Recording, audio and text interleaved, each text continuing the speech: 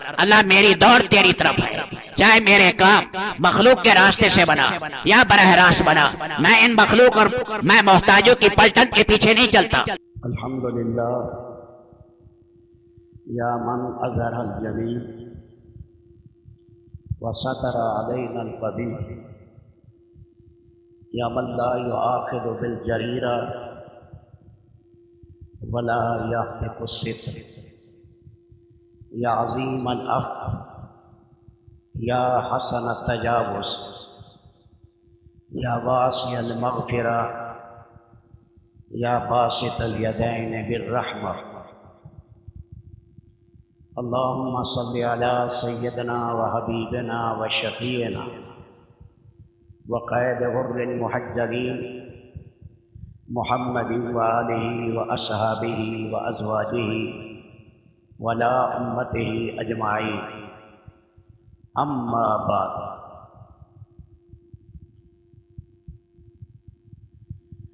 مبارک مہینہ شروع ہو گیا،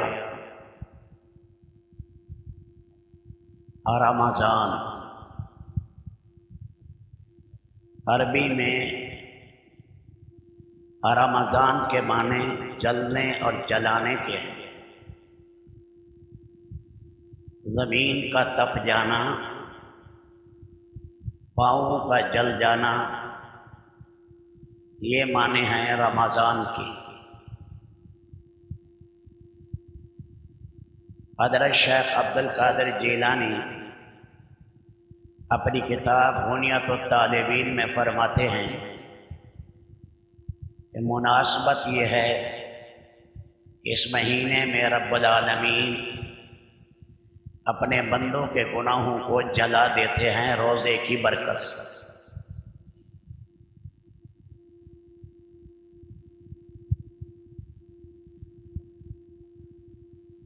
بعض حضرات نے یہ بھی کہا ہے کہ رمضان اللہ کا نام ہے، پھر غیر مشتق ہے، معنی میں ہے غافر کے، کہ بہت بخشنے والا اور بہت معاف کرنے والا۔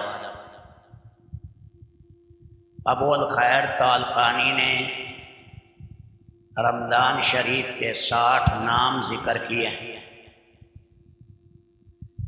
بعض حضرات یہ فرماتے ہیں کہ جس زمانے میں یہ عربی مہینوں کے نام رکھے گئے رمضان شریف سخت گرمی میں تھا، اسی مناسبت سے بھی یہ قمری مہینے کا نامہ، قمری سال کا یہ نواں مہینہ، اسی مناسبت سے اس کو بھی رمضان کہتے ہیں۔ بعد عارفین نے فرمایا کہ اشارہ ہے اللہ کی رحمت کا اور مالک کی رضوان اور رضامندی کا۔ ضاد ہے، میم ہے، میم سے مراد محابات من اللہ، اللہ پاک اپنے بندے سے محبت کرنے لگ جاتے ہیں۔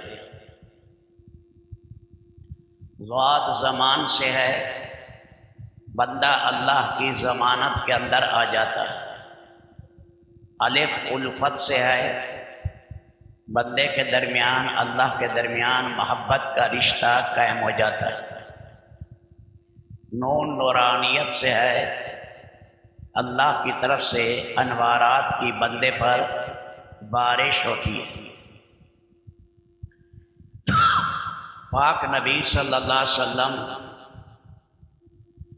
جب ہجرت کر کے مدینہ گئے تو 18 مہینے گزرے تھے کہ رمضان کی فرضیت کا حکم آیا۔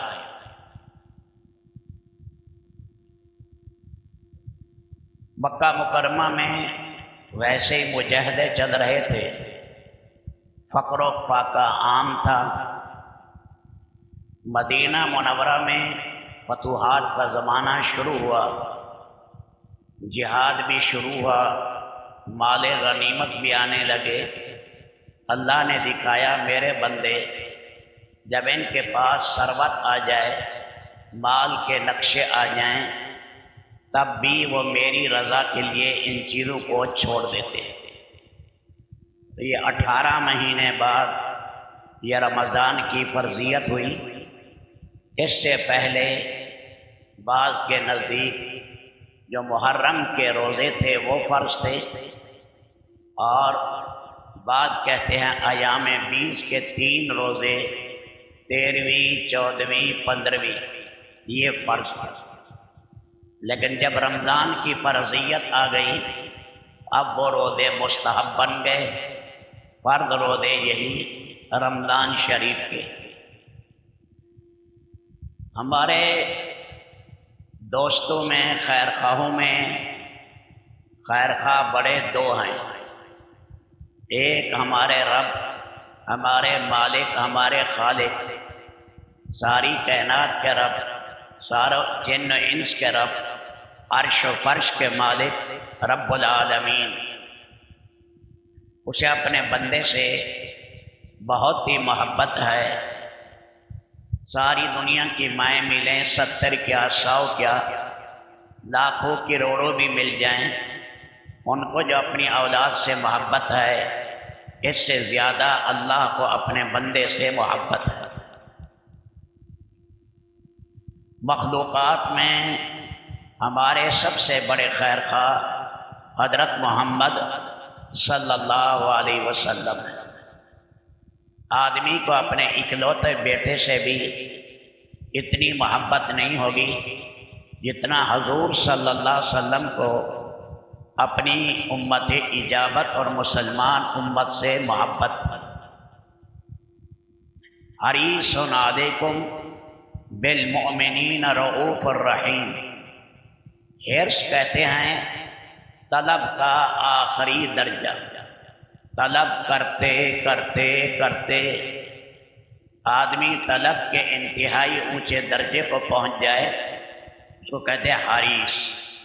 آپ ایمان والوں کے ساتھ بڑے حریص تھے اور ان پر بڑے شفیق تھے. مومنین پر عزیز علیہ ما عنتم. مسلمانوں کو کوئی تکلیف پہنچے اس سے آپ کو بہت زیادہ تکلیف پہنچتی تھی. تو مخلوقات میں سب سے زیادہ محبت ہمارے ساتھ حضرت محمد صلی اللہ علیہ وسلم کو. ہمارے دشمن چھوٹے موٹے کئی ہوں گے لیکن بڑے دشمن ہمارے 2 ہیں. باہر کا دشمن شیطان ہے اور اندر کا دشمن نفس امارہ. یہ ایسے ہمارے دشمن ہیں جان چھوڑنے والے نہیں ہیں. تو انہوں نے شیطان نے قسم کھائی فَبِعِزَّتِكَ لَأُغْوِيَنَّهُمْ أَجْمَعِينَ. تیری عزت کی قسم میں ان سب کو گمراہ کروں گا. یہ ہمارا باہر کا دشمن ہے عدو مبین، کھلا دشمن. اس کا نام عزازیل ہے. شیطان کہتے ہیں اللہ کی رحمت سے دور. ابلیس بھی کہتے ہیں کہ اللہ کی رحمت سے نا امید. اس نے اللہ تعالیٰ سے یہ کہا ہے میرے اللہ میں مردود تو ہو گیا لیکن میری زندگی لمبی کر دے. انذرنی الی یوم یبعثون. مرنے کے بعد جب انسانوں کو اٹھائے گا اس وقت تک میری زندگی لمبی کر. اللہ تعالیٰ شانوں نے فرمایا لمبی تو کرتے ہیں لیکن مرنے کے بعد تک نہیں. جب یہ کائنات کا نظام ہم لپیٹیں گے تو ساتھ تیری روح کو بھی قبض کریں گے. جب پہلا بگل بجے گا اور سور میں پھونک ماری جائے گی تو تیری روح بھی قبض کرے گا. اتنی تجھے مہلت. ہر شیطان کو اتنی لمبی زندگی اللہ نہیں دیتے. اگرچہ شیاطین ان کی زندگیاں لمبی ہوتی ہیں بنسبت انسان کے. اللہ کے نبی صلی اللہ علیہ وسلم کو ایک جن ملا. اس نے کہا میں اس وقت بچہ تھا جس زمانے میں قابیل نے حابیل کو شہید کیا تھا. یہ عمریں ہوتی ہے ان کی لمبی. ایک تو ان کے مزاج میں کچھ شرارت کا مادہ بھی ہوتا ہے، چلتے پھرتے تھوڑا بہت چھیڑ خانی کر دینا، کیونکہ آگ کا اثر جو ہوا یہ بھی ان میں ہوتا ہے. ایک دفعہ سید الکونین آقا نامدار صلی اللہ علیہ وسلم نے حضرت عائشہ سے پوچھا، عائشہ یہ خرافہ کون ہے؟ خرافہ کیا چیز ہے؟ فرمایا ہم تو یہ سمجھتے ہیں کہ دجل لچر قسم کی باتیں کرنا یہ خرافہ ہے، خرافات ہے. باقی حقیقت اللہ کے نبی آپ زیادہ جانتے ہو. آپ نے فرمایا خرافہ ایک آدمی کا نام تھا، جنات اس سے چھیڑ چھاڑ کرتے تھے اور اسے اغوا کر کے لے گئے. ایک مدت تک اس کو نہیں چھوڑا. واپس آیا تو عجیب و غریب جنات کے حالات سناتا تھا، ان کی غمیوں کے، شادیوں کے، خوشیوں کے، پنچیتوں کے، کھانے پینے کے عجیب حالات سناتا تھا. لوگ کہتے تھے یہ خرافہ کی باتیں ہیں جنات کے بارے میں. ایک خاتون آئی سیدنا عمر بن خطاب کے پاس کہ میں جوان خاتون ہوں، میرا خاوند غائب ہو گیا اور نہ مجھے بتایا، نہ نفقہ خرچہ دے کر مجھے گیا، اور وہ غائب ہے، کوئی پتہ نہیں. رشتہ داروں سے، دوسروں سے، جہاں تک ہم سے ہو سکتا تھا پتہ کرایا، لیکن کوئی پتہ نہیں وہ کہاں چلا گیا. حضرت عمر رضی اللہ تعالیٰ عنہ نے فرمایا وہ مفقود الخبر ہے، 4 سال تم اس کا انتظار کرو. پھر بھی نہ آئے تو 4 مہینے 10 دن عدت گزار لے، پھر اس کے بعد شادی کر لینا. اس نے ایسا ہی کیا، دوسرے خاوند سے اولاد بھی ہو گئی. بعد مدت کے وہ پہلا خاوند آ گیا، اسے عمر ابن خطاب کے سامنے پیش کیا گیا. بھائی تو کہاں گیا تھا؟ اپنی بیوی کو چھوڑ کر خرچہ دے کر نہیں گیا. اس نے کہا جنات نے مجھے اپنے علاقے میں لے گئے اور جنات کی اس نے خبریں سنائی. حضرت عمر رضی اللہ تعالیٰ عنہ نے فرمایا کہ جب پانی آ جاتا ہے تیمم باطل، اس لیے اب پہلے خاوند سے اس کا دوسرے خاوند سے بیوی جدا ہو جائے گی، پھر اس کے بعد عدت گزارے گی. عدت گزارنے کے بعد تاکہ رحم کی صفائی کا پتہ لگ جائے، بعد میں پھر ان کے ساتھ نکاح ہوا. ان کے مزاج میں شرارت کا مادہ ہوتا ہے جنات میں، لیکن ان میں سب سے بڑی عمر یہ ابلیس لے گیا. یہ عمر اس کے لیے فائدے کے لیے نہیں، مر جاتا اس وقت میں تو کم اس کی گردن پر گناہ تھا، روئے زمین کے قتل، کفر، شرک، ان سب کا یہ دریا بنا، اس لیے لمبی عمر اس کے گلے پڑ گئی، اس کے لیے مصیبت کا سبب بنی. تو باہر یہ ہمارا باہر کا دشمن ہے. کہا یا رسول اللہ شیطان کی خوراک کیا ہے؟ اللہ کے نبی صلی اللہ علیہ وسلم نے فرمایا محرمات، اس کی چراگاہ، حرام دیکھنا، حرام بولنا، حرام کھانا، حرام کی مجالس، یہ اس کی چراگاہ ہے. یا رسول اللہ اس سے جان کیسے چھوڑائے؟ فرمایا محرمات، حرام کو چھوڑ دو، اس کی چراگاہیں ساری اجڑ جائیں گی، ویران ہو جائیں گی. جب چراگاہ میں کچھ نہیں ہوگا یہ تمہاری جان چھوڑے گا. کہا یا رسول اللہ یہ کیسے ہوگا؟ فرمایا اس کے لیے صبر کو اپناؤ، جس سے محرمات سارے چھوٹیں گے. یہ صبر کیسے آئے گا؟ کہ صبر آئے گا روزے کے ذریعے، تو روزہ دریا بنے گا خواہشات نفسانی کو دبانے کے لیے اور نفس کو قابو کنٹرول کرنے کے لیے، تاکہ یہ نفس انسانی اس کو لگام لگائی جا سکے۔ یہ روزے کے ذریعے اس سے کمال صبر ہوگا۔ کمال صبر کے حاصل کرنے کے ساتھ محرمات حرام چھوٹیں گے، شیطان کی چراگاہ اجڑیں گی۔ جب چراگاہ میں اسے ککھ نہیں ملے گا تمہارا پیچھا چھوڑے گا۔ یہ تو باہر کے دشمن سے جان چھڑانے کا ذریعہ ہے۔ اندر ہمارا دشمن نفس امارہ ہے۔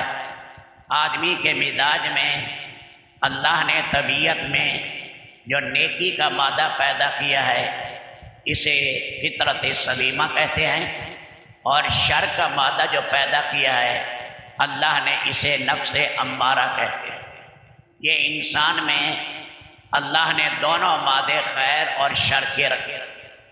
اگر اللہ خیر کا مادہ رکھتے شر کا نہ رکھتے پھر یہ انسان نہ ہوتا، یہ فرشتہ ہوتا۔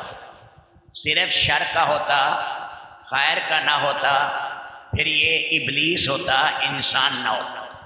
انسان کا کمال یہی ہے دونوں مادے اللہ نے اس میں رکھ دیے ہیں، خیر کا بھی شر کا بھی۔ جس مادے کی آبیاری کرے گا وہ چیز بڑھے گی، خیر کے مادے کو خوراک ملے گی، خیر اندر بڑھے گی، نورانیت اندر بڑھے گی۔ اندر وہ نور جو فطرتی تھا یہ بڑھتا چلا جائے گا۔ نیک اعمال میں لگنے کے ساتھ یہ ایمانی نور بڑھے گا، اور حتیٰ کہ اس کی زبان، اس کی آنکھ، ہاتھ پاؤں سے بھی یہ نورانیت ظاہر ہوگی۔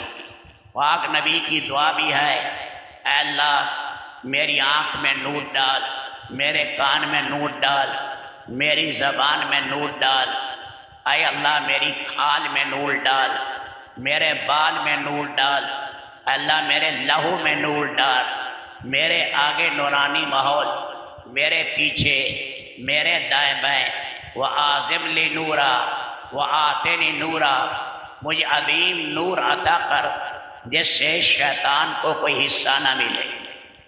جب آدمی آبیاری کرے گا نفس اپنے اس مادہ خیر کی، تو وہ خیر کا مادہ فطرت سلیمہ اجاگر ہوگی اور آدمی میں نورانیت بڑھے گی۔ خدا نہ کرے اگر انسان شر کے ماحول میں رہا تو پھر وہ آبیاری کرے گا شر کے مادے کی۔ شر کا مادہ جو تھوڑا تھا سینے میں چھا جائے گا۔ گند دیکھنا، گند بولنا، گند سننا، گند کے ماحول میں رہنا، یہ اس کا کام ہے۔ اگلی بات، شیطان دو کام کرتا ہے، ایک تصویر اور ایک تصویر۔ تصویر کے معنی گناہوں کی دعوت دیتا ہے، لیکن اس کے ساتھ گناہ کے فوائد بیان کرے گا۔ گناہ کو منقش خوبصورت کر کے گند پر جو ہے وہ چاندی کے ورق لگا کر پیش کرے گا۔ وہ گناہ کی زہر ایسے نہیں دے گا، اس میں مٹھاس ملائے گا تاکہ یہ گناہ کی زہر استعمال کرے۔ اس کی عادت ہے، قرآن کریم نے کہا ہے خود وَسَبَّلَ لَهُمْ، شیطان تصویر کرتا ہے اور وہ بنی آدم کو امنگیں دلاتا ہے، گناہ پر گناہ کے فائدے بیان کرتا ہے۔ دوسرا کام اس کا ہے تصویر۔ تصویر کے معنی ابھی توبہ نہ کر بعد میں کر لینا، ابھی توبہ نہ کر بعد میں کر لینا۔ یہ ایسا پاپی ہے کہ یہ چاہتا ہے گناہ کی جڑ انسان میں مضبوط ہو جائے۔ جب یہ جڑ انسان کے اندر مضبوط ہو جائے گی گناہ کی، تو پھر گناہ چھوڑنا مشکل ہو جائے گا۔ پودا ہے چھوٹا سا، اب پاؤں مارا جڑ سمیت نکل گیا۔ جب جڑیں بڑی مضبوط ہو گئیں پھر اس کو نکالنا آسان نہیں، اس لیے یہ لارے دیتا ہے، تھپکی دیتا رہتا ہے اور یہ کہتا رہا ابھی توبہ نہ کر، ابھی توبہ نہ کر، بعد میں کر لینا۔ جب جو ہے وہ عادت پکی ہو گئی اب اس کے لیے توبہ کرنا مشکل.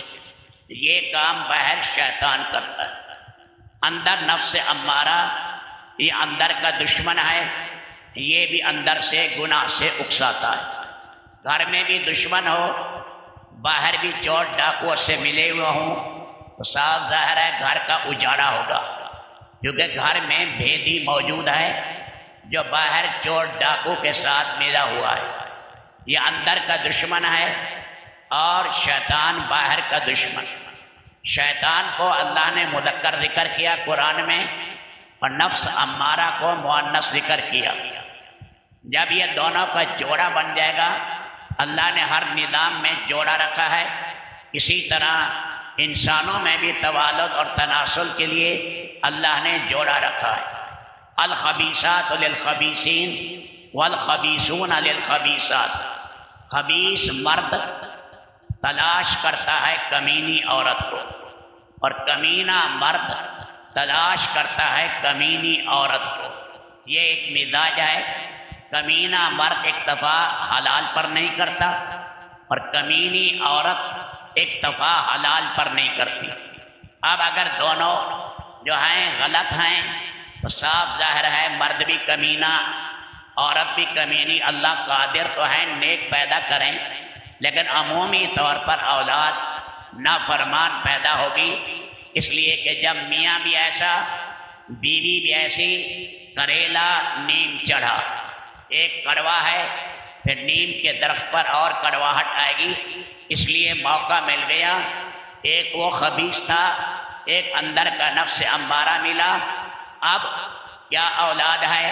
24 گھنٹے آدمی سے اعمال نکل رہے ہیں. آدمی عمل کی مشین ہے، 24 گھنٹے دیکھ رہا ہے، بول رہا ہے، سن رہا ہے، سوچ رہا ہے، چل رہا ہے. یہ ساری چیزیں ہیں، اس سے ساری گندی چیزیں صادر ہوں گی. جیسے اس سے جوڑے سے کمینی اولاد پیدا ہوئی، اس سے نکلنے والے سارے اعمال خبیثہ اور افعال خبیثہ کا صدور ہوگا. جب باہر بھی نفس، اندر نفس اور باہر شیطان کا دور ہے.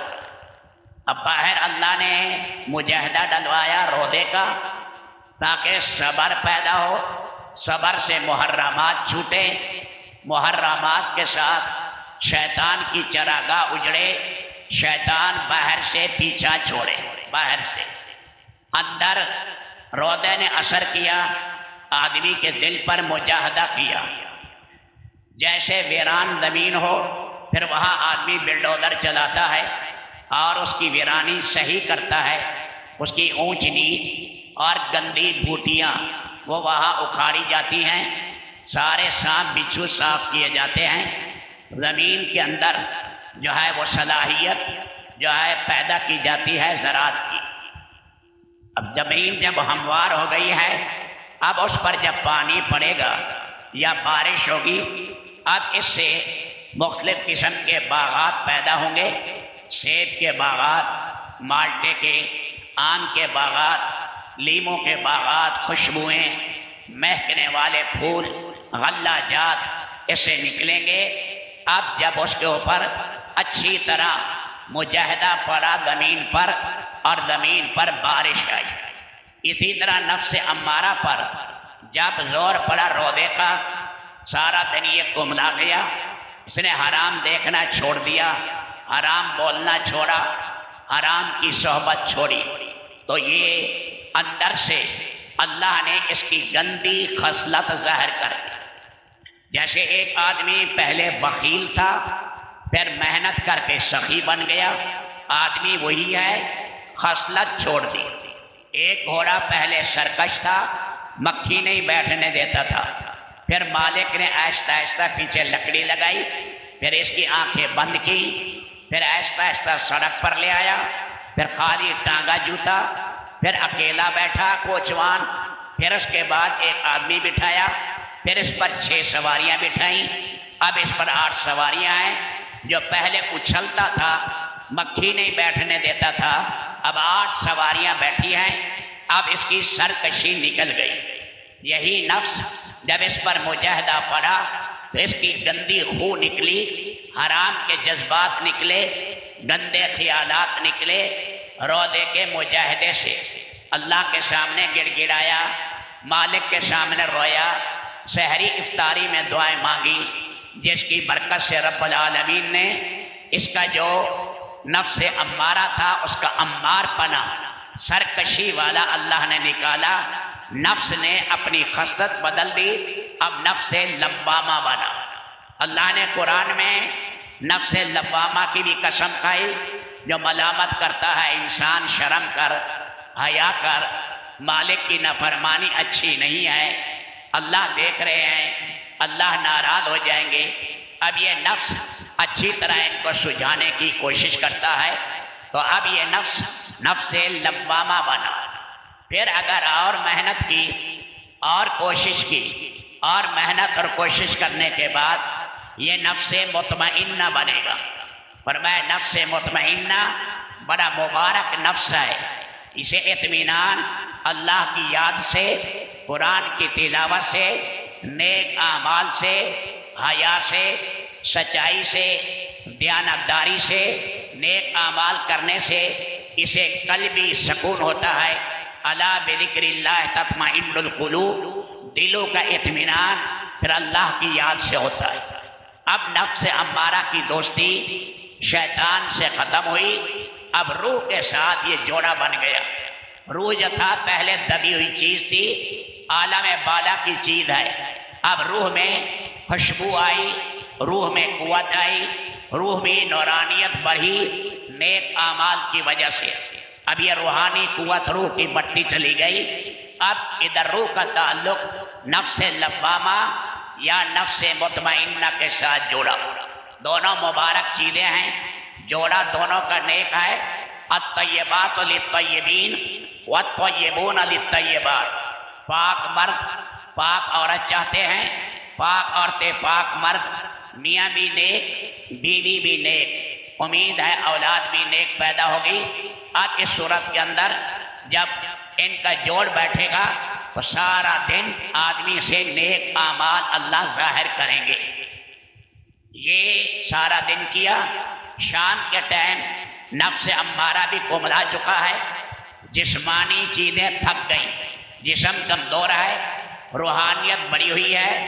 شام کے ٹائم دعا مانگنے لگا، جو پہلے آنکھوں سے آنسو نہیں نکلتے تھے اب لب لب آنسو نکلنے لگ گئے۔ اب افطاری کی ہے، افطاری کے بعد افطاری بھی رہے سہے اس کھجور سے، پانی سے، رہی سہی جو نورانیت کی کمی ہے، یہ عام خوراک نہیں ہے اور یہ عام پانی نہیں ہے، افطاری کا پانی ہے۔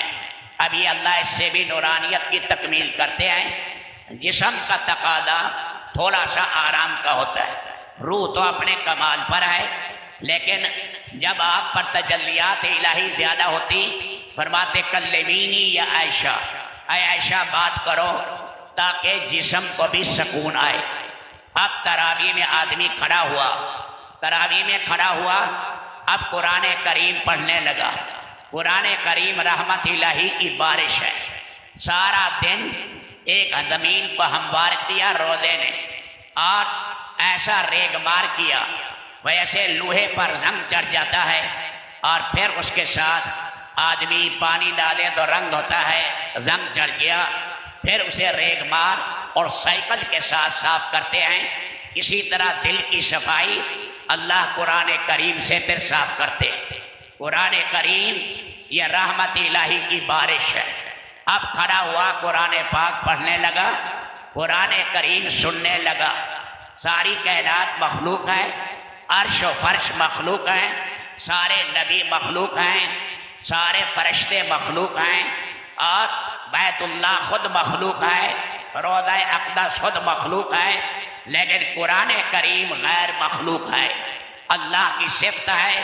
اب قرآن کریم جو پڑھا، اب یہ رحمت الہی کی بارش ہوئی، جیسے زمین بن گئی تھی اس پر بارش آئی، پھر قسم قسم کے جو ہے پھل اور غلہ جات پیدا ہوئے۔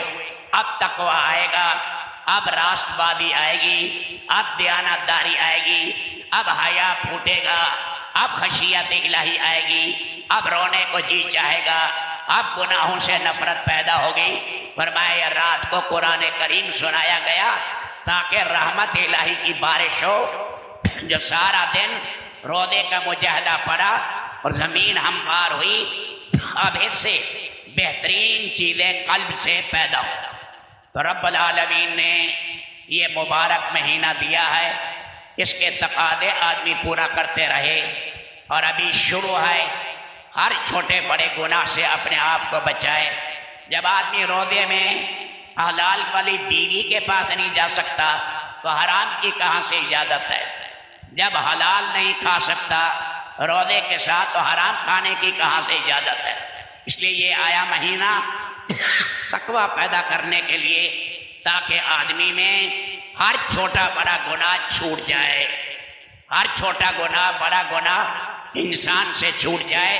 یہ روزے کا خلاصہ ہے، مقصود اعظم ہے۔ یہی اللہ چاہتا ہے میرے بندے ان سے سارے گناہ مٹ جائیں، سرکشی نکل جائے، سراپا عاجزی آ جائے، ان میں کمال انابت پیدا ہو جائے۔ اللہ ہمیں روزے کا کمال بھی اور تراویح اور قرآن کا کمال بھی اللہ عطا کرے۔ اللہ میری دوڑ تیری طرف ہے، چاہے میرے کام مخلوق کے راستے سے بنا یا براہ راست بنا، میں ان مخلوق اور میں محتاجوں کی پلٹن کے پیچھے نہیں چلتا۔